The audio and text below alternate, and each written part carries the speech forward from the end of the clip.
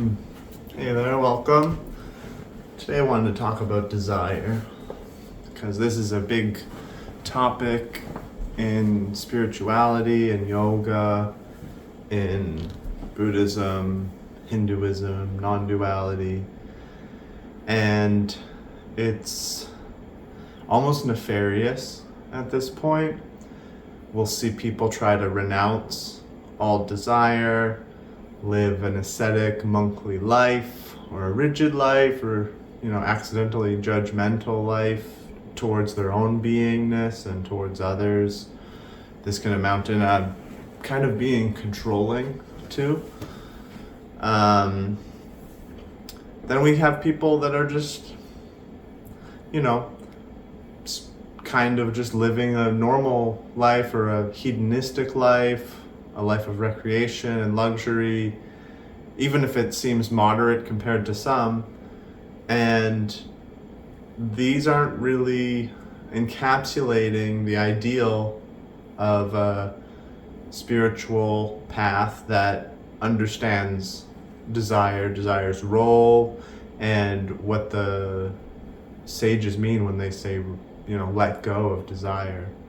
So I'm going to go through a little process here to flesh out what desire is and its role and how we should relate to it, or good ways to relate to it, practical, optimal ways, and what the yogis mean. Because I don't really think I actually haven't seen it fleshed out personally, and I've read and witnessed a lot of different teachings. It's either you have this one side, almost like a Shiva Shakti tantric side, where desire is just Shakti, it's just part of God. So, those impulses, don't worry about them, they'll go away in time. And then the other side, which isn't completely opposed to the tantric path, is just let go of all desire. All desire is suffering. Desire is the root of all suffering. Nirodha in Buddhism, which is the basically cessation of cravings, will help us get rid of suffering. And so I want to take a little journey through understanding desire. And this video doesn't need to be that long. I can just give a too long didn't read path right here, and that's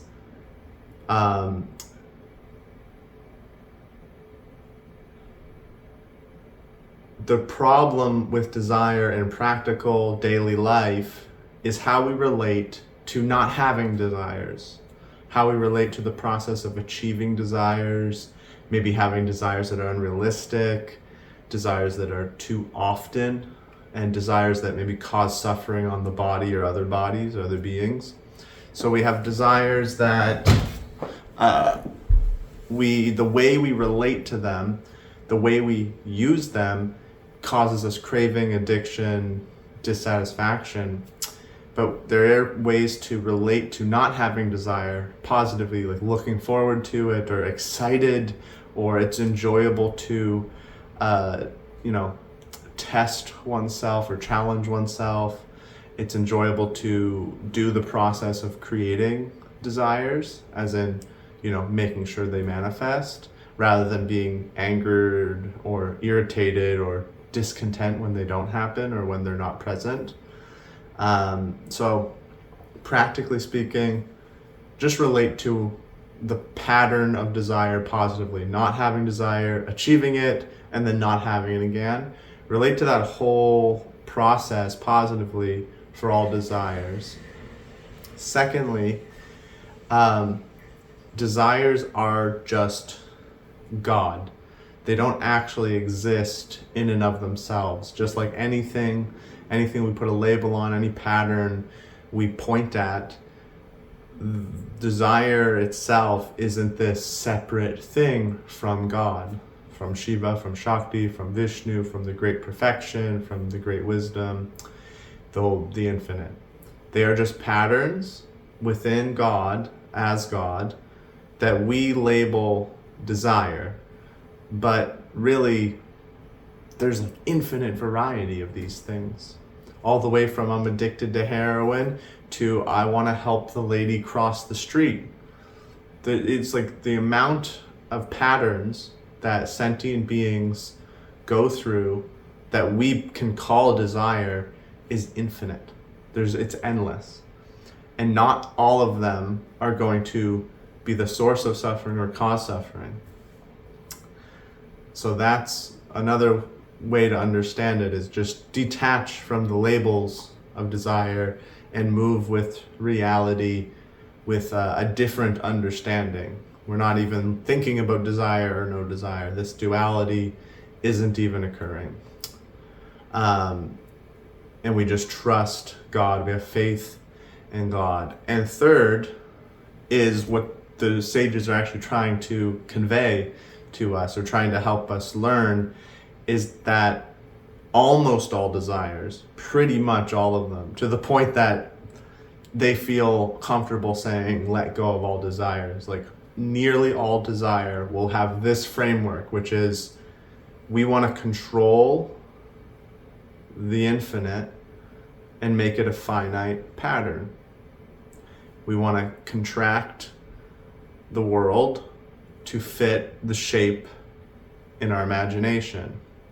That's what a desire is. At the end of the day, we want this limited happening, and we are, putting our attention, our effort, our mind into imagining and creating that limited happening at the cost of who knows what a lot of the times.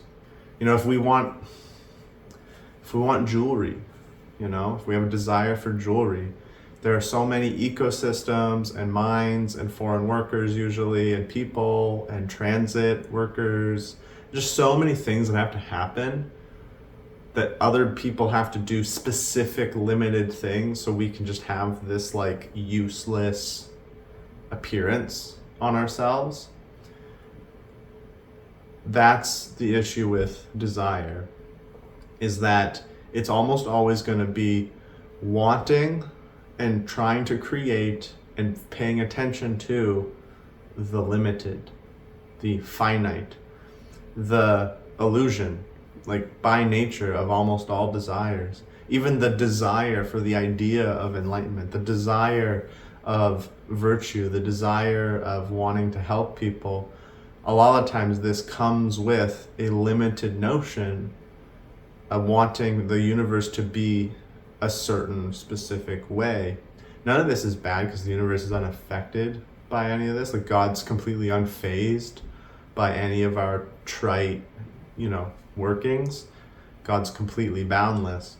But that's where the suffering is. We innately forget God almost all the time, under majority of the desires, because we are focusing on a limit and trying to make the limit happen, and we're preoccupied with it like continuously, almost to the point where we get it and then we want it again. We get it, we want it again.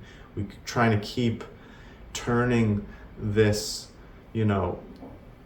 clock, turning this mill to get this limited thing, and that's the antithesis of God.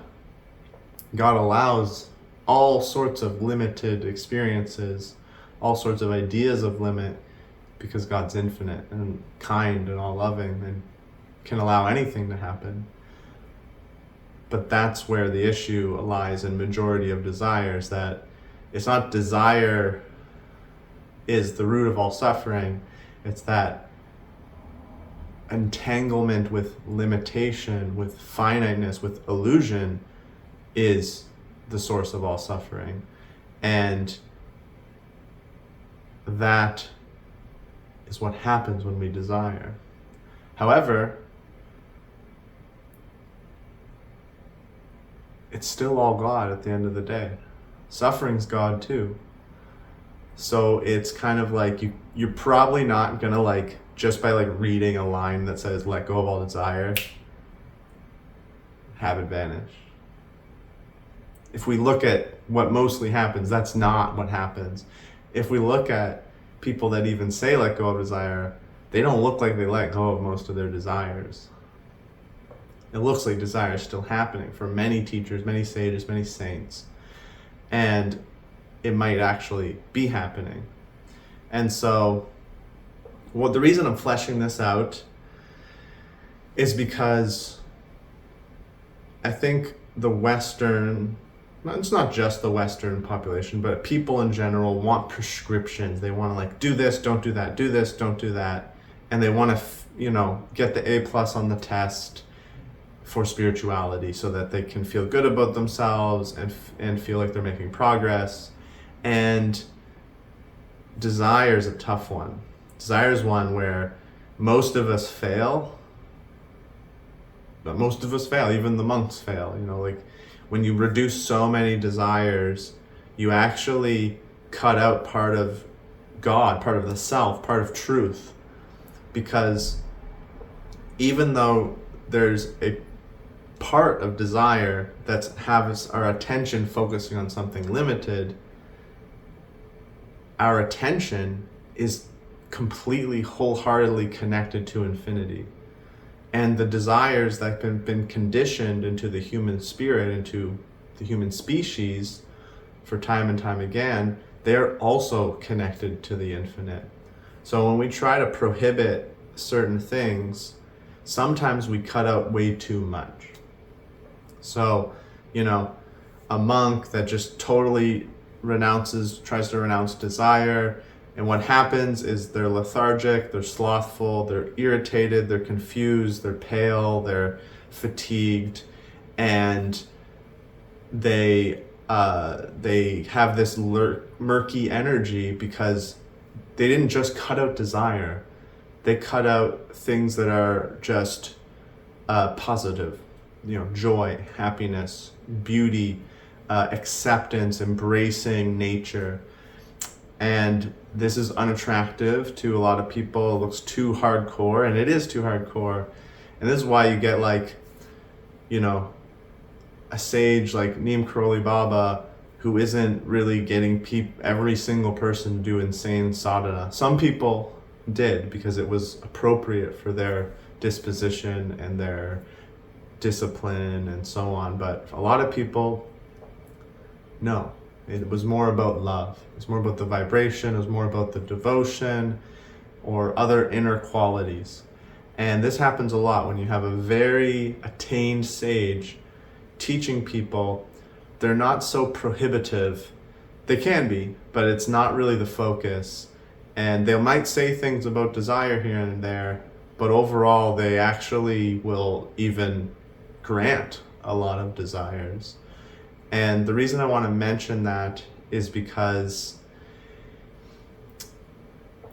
it's all God. It really is. It's not just a saying. It's literally all infinite. So when we try to cut out any part, our imperfection, our lack of discernment, our lack of awareness, our entanglement with the limited is going to make us cut out an inappropriate amount of things in our life.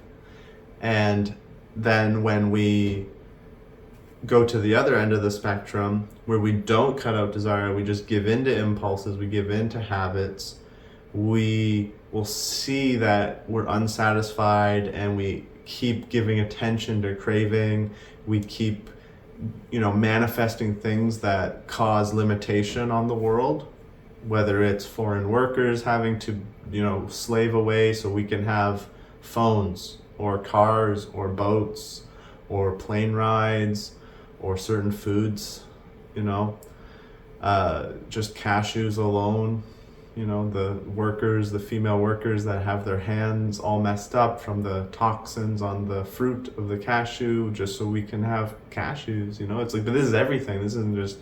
This can be certain clothes, it can be certain packagings for different products, it can be plastic, it can be technology, it can be just going on a trip and the intensity of climate change that gets affected by the flight and how this cascades into ever increasing unpredictable events worldwide affecting largely just people living on coastlines that are not as wealthy as us because they can't make the same quality of infrastructure and shelter. And it's kind of wild, it's like when you really think of how we're all connected just on like a geopolitical, ecological level, and all of our consumptions, all of our majority of our desires relate to that. Even just wanting a guitar, you might have contributed to deforesting the Amazon just because you bought a guitar that had certain wood in it and you thought you wanted to do kirtan, like this is the reality we're in. And so our desires are not like just our own responsibility. They are an impactful thing that creates limitation and suffering in various ways. And so one issue that can happen is the opposite of the monthly life, where we just almost forget about letting go of desire. Maybe we have like a couple things. We're like, I won't have the candy here and there, or like I won't watch porn here and there, or something like this, where we have our own evaluation of what's excessive, but then everything else is like, buy as much as you have a huge house, have lots of land, or go on cruises and vacations, buy the new iPhone, or get a new technological thing whenever you want, eat what you want, it's just like eat what you want, other than maybe some meat sometimes or something. It's like, I'm rambling a bit and I apologize, but we are so entangled with desires and other people's desires, and the Western world is so built off of this that when we come at spirituality with this lifestyle, we almost don't regulate it at all, and not in an appropriate way. And this is problematic. This just causes suffering. It's going to cause suffering for ourselves and the world and our true self too, like the grand oneness. And we ought to learn how to regulate that. And so that requires discernment. It requires discipline. And it requires that positive relation to desire. And that's both letting go of some desires, transforming our desires to things that cause not suffering, enjoying transformation, and enjoying the process to make them happen. Some desires are going to be very difficult, some are easy. So enjoying that space where the desire isn't met and taking it as God and a process of God. The desire to, garden, but it's like before you get the food, you learn to enjoy the aromas, the dirt, the effort, the weather, the greenery, planting the seed, watering it, taking care of it. That's an easy one. I find a lot of people can enjoy the process of gardening. And that's kind of a good metaphor or an example to spread to majority of our desires. Learn desires that are productive and beneficial to the world, and then enjoy the process of making them happen. And that's really where we should be at this moment, from my perspective, for most people, because we are not at the yogi in the cave level at all. And even some people that try to go that hard, they go too quick, and they end up snapping back, like an elastic band. And so the relation to desire involving discernment, transformation, and a positive reactivity to the whole process, and then a detachment where you just know that there's no such thing as desire, it's just all God. You don't do that to justify desires that are excessive or harming the world or our health or the environment or anything like this, but you use it to not get caught up in the worry about desire, because I think some people get guilty, shameful, they're maybe question their sadhana, their practice. And this is why I flesh out this whole thing, because it really is like it seems like one or the other in the text, like no desire, let it all go, or it's all God, it's all perfect. Like, it's very little like practical, nuanced understanding from what I've read. I'm sure there is stuff out there, but for the most part, I find it's a little too black and white, or a little too on either end. And so I'm wanted to give that like smooth, polished stone of, desire is just a label. These are just a bountiful amount of patterns that happen. How we relate to them is often what causes the most suffering, and how, what the desires do to the world. And when we recognize all this as God, we can start to build such love and such joy and such contentment that we can slowly unfold the desires that we don't need and learn about God's will, learn about the patterns that look like desire and manifesting desire that are actually just the universe happening in an optimal way, in a way that causes love and joy and health and expansion of consciousness. And at the end, if we ever get there, we can understand that we don't ever need to believe any limit, and we never need to choose a limit over the infinity of God. And when we're in the infinity of God, we can be patient. There's no haste. God will move us if we need, don't worry. God is our own attention, our own awareness. And so we don't need to give into that, the cravings, the dissatisfaction, the pain. And we don't need to give into this anxiety or fear or habitual tendency to create a constant loop of limited happenings. So I just wanted to speak about desire. It's a big topic. I think it needs more nuance in general, like this video. And I think there's steps we should take, like the ones I've mentioned, to get to maybe where the sages were trying to get us to. Because we live in such a different part of the world, such a different time. Desires are rampant in comparison, I'd say. At the flick of a finger, we can have insanely stimulating content, fulfilling all sorts of desires. And at the same time, the amount of dissatisfaction and apathy is also high. So, food for thought. Thank you for watching. Om Sai Ram.